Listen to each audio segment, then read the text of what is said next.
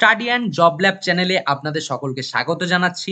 আজকের আমাদের এই ভিডিওটা হচ্ছে গভর্নমেন্ট নন টিচিং রিক্রুটমেন্ট নিয়ে, যেখানে টোটাল ভ্যাকেন্সি রয়েছে 1377টি।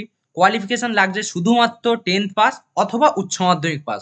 যারা এই 10th পাস আর উচ্চ মাধ্যমিক পাস থাকবে তারা সকলেই আবেদন করতে পারবে। ফর্ম ফিল আপ এখানে ইতিমধ্যে শুরু হয়ে গেছে। যারা যারা ফর্ম ফিল আপ করতে চাও ভিডিওটি দেখার পর, তো সেখানে আমি ডেসক্রিপশনে যে ওয়েবসাইটটা আছে না, সেটার লিঙ্ক আমি দিয়ে দেবো। সেখান থেকে তোমরা ডাইরেক্ট ভিজিট করে নিতে পারো। কিন্তু ফর্ম ফিল আপের লাস্ট ডেট যেটা রয়েছে সেটা হচ্ছে 30/4/2024, মানে লাস্ট 30শে এপ্রিলই কিন্তু তোমরা আবেদন করতে পারবে। এর মধ্যেই আবেদন করতে হবে তোমাদের। এখানে টোটাল 14টি পোস্ট নিয়ে আলোচনা করা আছে, তো সেটাকে আমি ব্যাখ্যা করে দিচ্ছি। চলো শুরু করা যাক।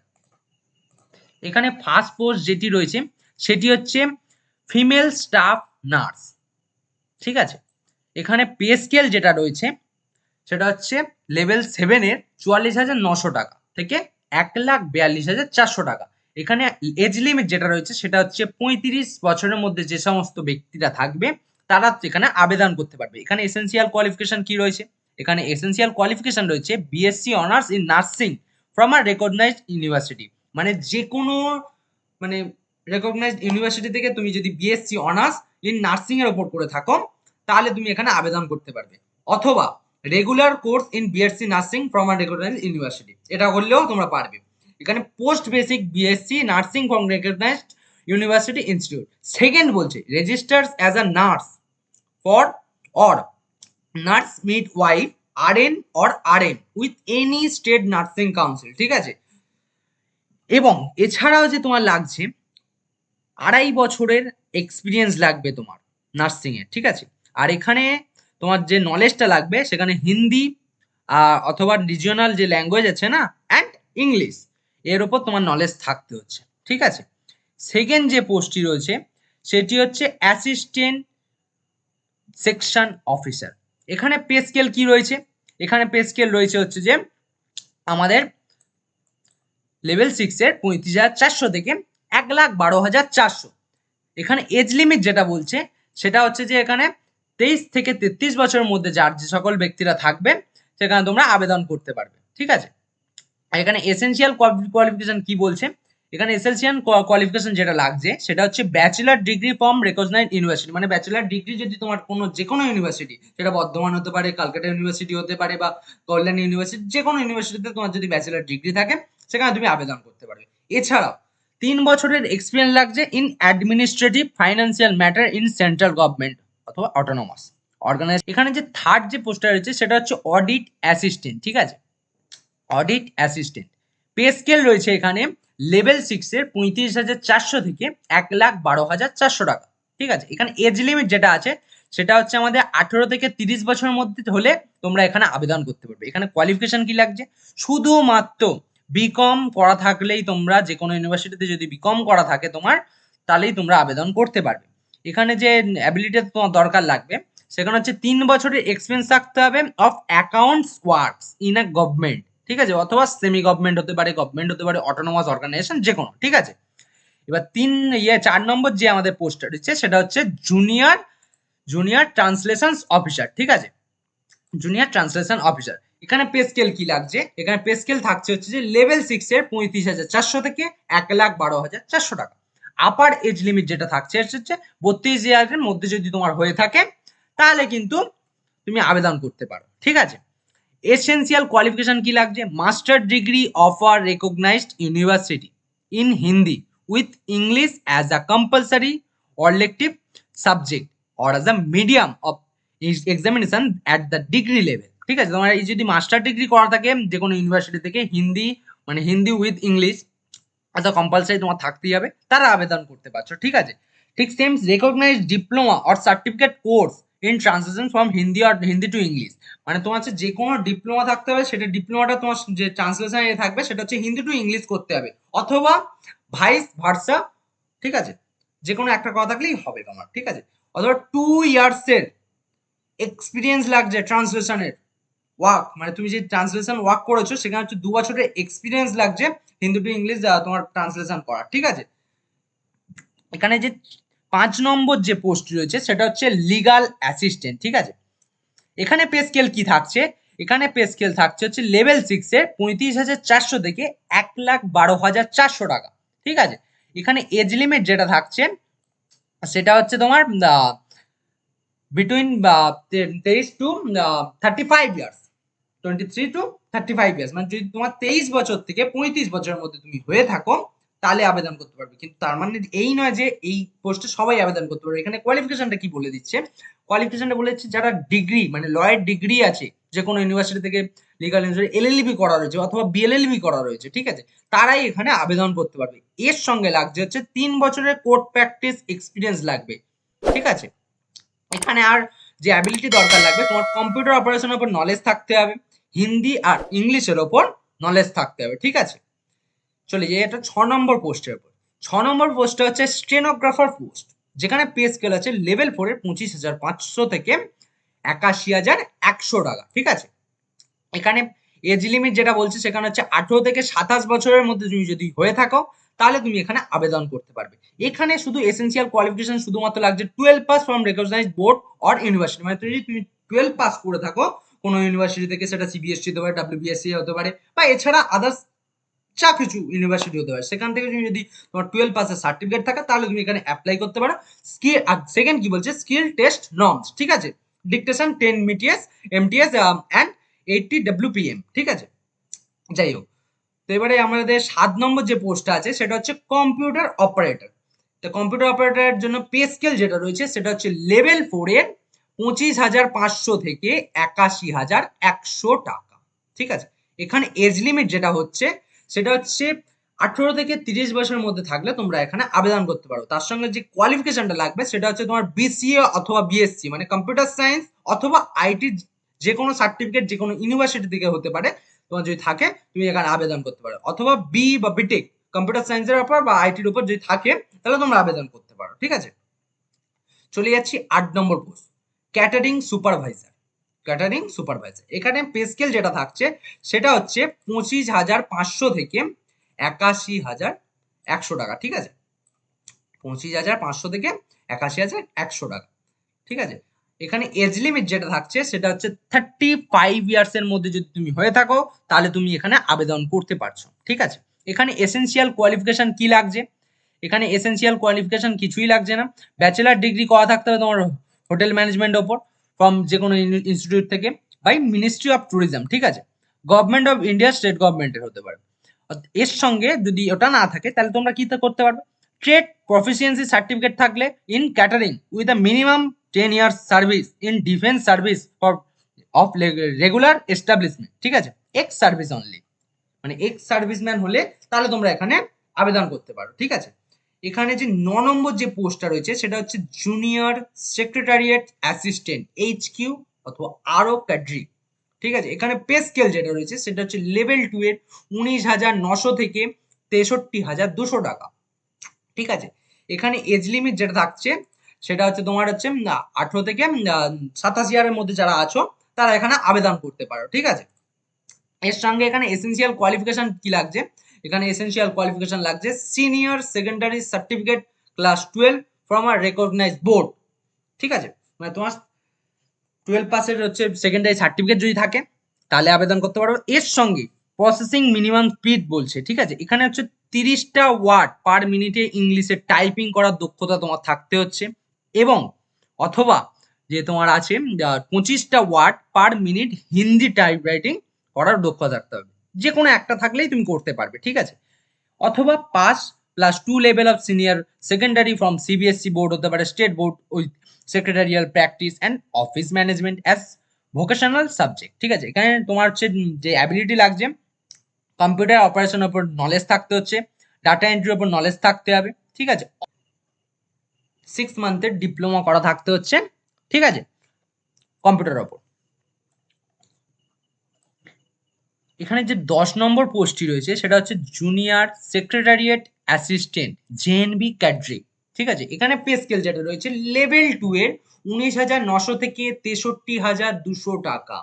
ঠিক আছে, এখানে এজ লিমিট যেটা লাগছে 18 থেকে 27 বছরের মধ্যে হলে তুমি এখানে আবেদন করতে পারছো। এখানে এসেনশিয়াল কোয়ালিফিকেশন ঠিক আগের পোস্টারই মতো আছে, কিছুই আলাদা নেই, সেমই আছে।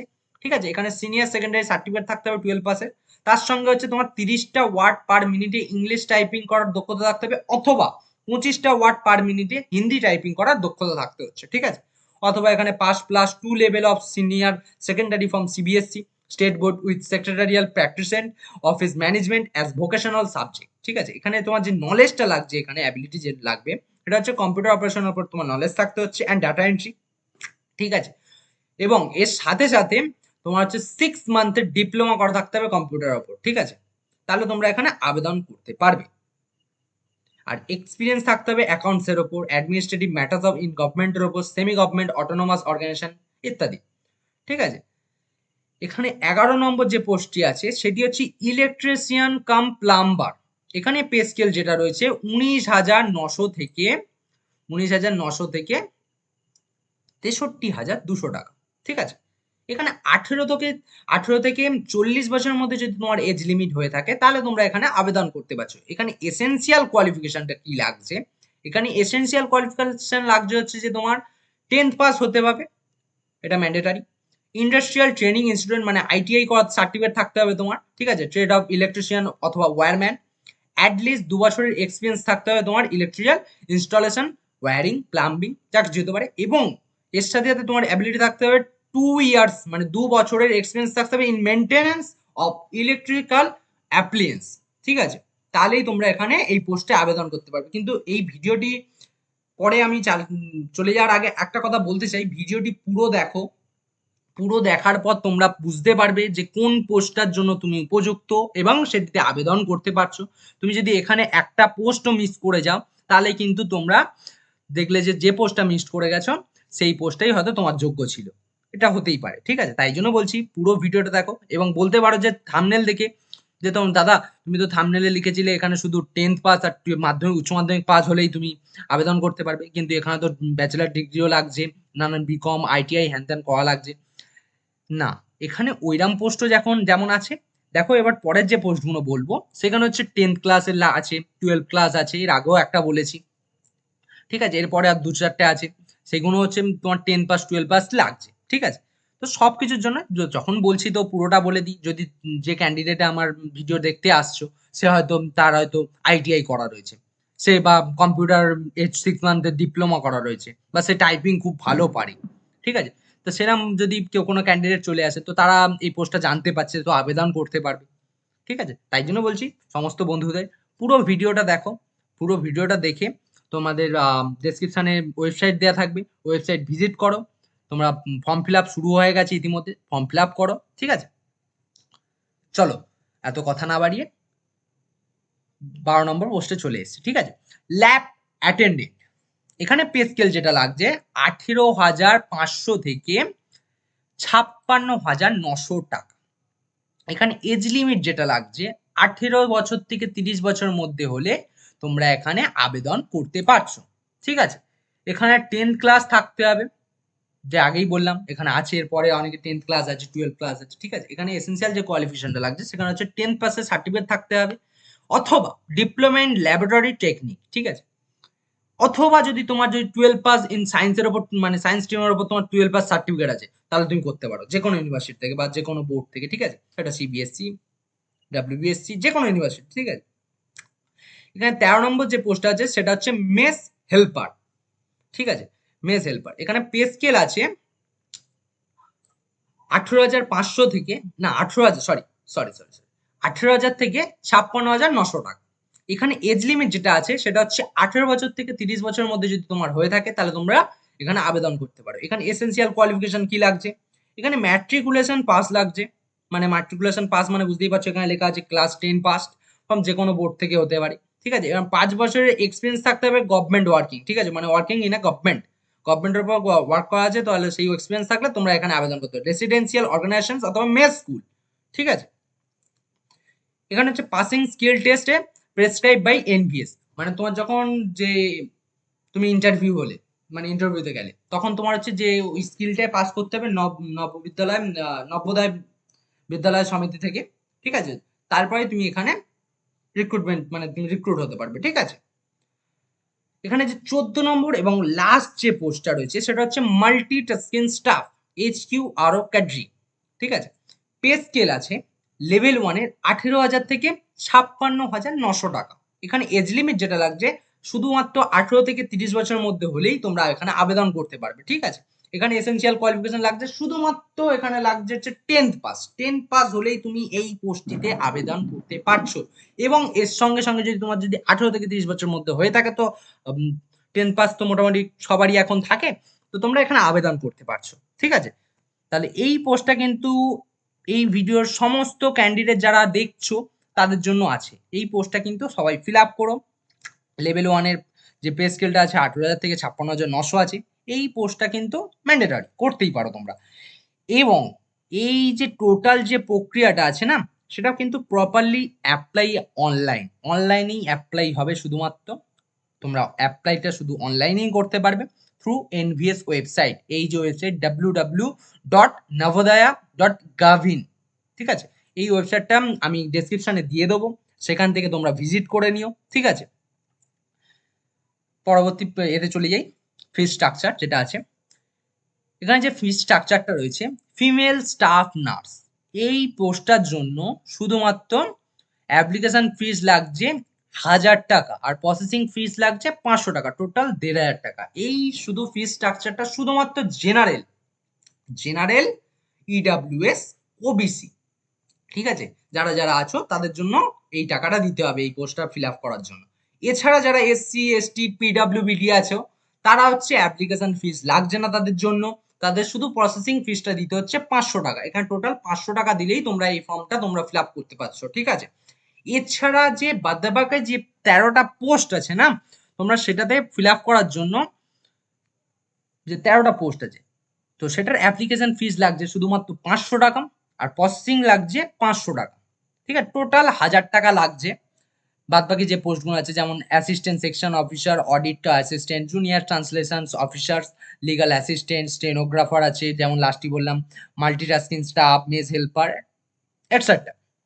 এই সমস্ত পোস্টের জন্য জেনারেল ইডাব্লিউএস ওবিসি ক্যান্ডিডেটদের জন্য শুধুমাত্র লাগছে অ্যাপ্লিকেশন ফিস 500 টাকা আর প্রসেসিং ফিস লাগছে 500 টাকা। টোটাল 1,000 টাকা হলেই তোমরা এই সমস্ত পোস্টে আবেদন করতে পারছো, ঠিক আছে। আর এসসি এসটি যারা আছো তাদের এবারেও কোনো অ্যাপ্লিকেশন ফিস লাগছে না, শুধুমাত্র প্রসেসিং ফিস লাগছে 500 টাকা, ঠিক আছে। আর এখানে সব থেকে বড় গুরুত্বপূর্ণ বিষয়টি যেটা হচ্ছে সেটা আমি লাস্টে বলতে চলেছি। এখানে লেখা রয়েছে বড় বড় করে, তোমার হচ্ছে the applications print out will also have to be submitted during document verification at the time of interviews অথবা ডকুমেন্ট ভেরিফিকেশন। তো এই যে পোস্টটা যখন তোমরা ফিল আপ করছো সমস্ত পোস্ট, তো সেখানে তোমার যে অ্যাপ্লিকেশন করেছো না, সেই অ্যাপ্লিকেশন করার যে যে প্রিন্ট আউট আছে না, সেটা তোমাকে ক্যারি করে নিতে হবে। যদি তুমি সেই পোস্টের জন্য ইন্টারভিউতে যাও, তোমার হয়ে গেছে, সিলেকশন হয়ে যাওয়ার পর তুমি সেই পোস্টের জন্য ইন্টারভিউতে যাবে বা ডকুমেন্ট ভেরিফিকেশন করবে, তো সেখানে দাঁড়িয়ে তোমাকে এই প্রিন্ট আউটটা ক্যারি করতে হবে এবং সমস্ত আদার্স তোমার পার্সোনাল ডকুমেন্টসের সঙ্গে এই সমস্ত জিনিসগুলো তোমাকে ইনক্লুড করে দিতে হবে, ঠিক আছে। তাহলেই তোমরা এখানে এলিজিবল। আর যারা যারা বলবে যে দাদা তুমি যে এইগুলো তো পরীক্ষার স্ট্রাকচার, পরীক্ষা আদৌ হবে কি হবে না, শুধু ডাইরেক্ট কি ভোট মানে পরীক্ষা ছাড়াই কি আমরা ফর্ম ফিল আপ করলেই পেয়ে যাব, এমনটা নয়। পরীক্ষার স্ট্রাকচার আছে, পরীক্ষার সিলেবাসও আছে। তোমরা যদি ভিডিও চাও আমি আলাদাভাবে সেটার ভিডিও করে দেবো। প্রত্যেকটা পোস্টের জন্য কি কি পড়তে হবে, কত কত মার্কস আছে, টোটাল কত মার্কস আছে, ঠিক আছে। প্রত্যেকটা জিনিস বলে দেবো, তোমরা যদি চাও আমি পরবর্তী ভিডিওতে ওটা আলোচনা করে দেবো। তো সবাই ভালো থেকো, সফলতার শিখরে এগিয়ে যাও, এই কামনা করি। ভিডিওটিতে যদি ভালো লেগে থাকে তাহলে একটা লাইক করে দিও। আর যারা যারা নতুন আছো চ্যানেলে ভিজিট করছো তারা অবশ্যই সাবস্ক্রাইব করে নিও, ঠিক আছে। আর কমেন্ট তোমাদের মাস্ট, কমেন্ট করলেই তবে আমি জানতে পারবো তোমাদের কি চাহিদা, তোমরা কি জানতে চাইছো, সেই মনোযোগে আমি ভিডিও করে দেবো, ঠিক আছে। এছাড়াও এরপরে বহুত পোস্ট নিয়ে আমি ভিডিও করব, তোমরা জানতে পারবে।